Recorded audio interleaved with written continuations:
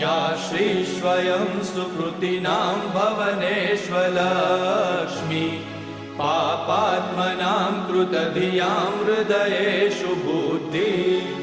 श्रद्धा सतां कुलजनप्रभवस्य लज्जा तां त्वां नतास्म परिपालय देवि विश्वम् किं वर्णयाम तव रूपमचिन्त्यमेतत् किं चातिवीर्यमसुरक्षयकारि भूरि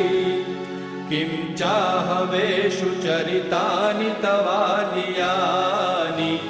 सर्वेषु देवसुरदेवगणादिकेषु हेतु समस्तजगतां त्रिगुणापि दोषे न ज्ञायसे हरिहरादिभिरप्यपारा